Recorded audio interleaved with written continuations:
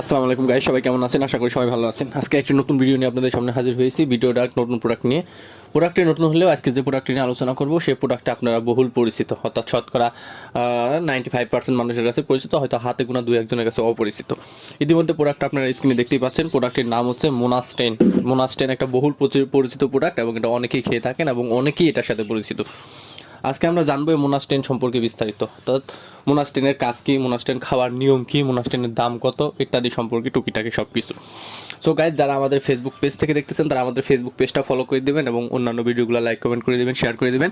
এবং যারা আমাদের ইউটিউব চ্যানেল থেকে দেখতেছেন তারা অবশ্যই আমাদের ইউটিউব চ্যানেলটা সাবস্ক্রাইব করে দেবেন, পাশে থাকবেন।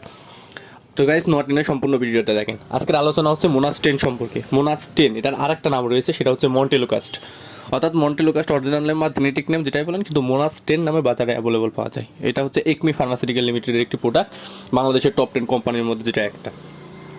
একমির বাদেও আরও বিভিন্ন কোম্পানি বিভিন্ন নামে এটা বাইর করছে, কিন্তু বাজারে ব্র্যান্ড লিডার অর্থাৎ সচরাচর যেটা সবাই চেনেন, সবাই জানেন, সেটা হচ্ছে মোনাস্টেন।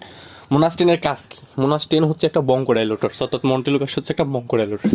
বঙ্কোডাইলেটরস কাজ হচ্ছে অ্যাজমা দূর করা, অর্থাৎ আপনাদের যাদের অ্যাজমা বা শ্বাসকষ্ট বা হাঁপানি যেটাই বলেন, গ্রামের ভাষায় বলে হাঁপানি, অনেকে বলে অ্যাজমা, অনেকে বলে শ্বাসকষ্ট হয়, অনেকে বলে নাক বন্ধ হয়ে যায়, ঠিকমতো নিঃশ্বাস নিতে পারতেছে না, এইসব সমস্যা দূর করার জন্য হচ্ছে মোনাস্টেন। অর্থাৎ যাদের দীর্ঘদিনের হাঁপানি সমস্যা আছে বা বংশগতভাবে হাঁপানি সমস্যা বা বংশগতভাবে অ্যাজমার সমস্যা আছে, শ্বাসকষ্টের সমস্যা আছে, তারা এটা নিয়মিত সেবন করতে পারেন প্রতিদিন রাত্রে একটা করে। এটা শুধু প্রাপ্তবয়স্ক অর্থাৎ 15 বছরের উপরের জন্য। আর এছাড়াও যাদের দীর্ঘদিন ধরে কাশি, অর্থাৎ অনেক দিন ধরে কাশি আছে, কাশির কারণে বুকে অর্থাৎ ফুসফুসে শ্লেষা জমে যায়, অর্থাৎ শ্লেষা জমে শ্বাসকষ্টের সমস্যা দেখা দেয়,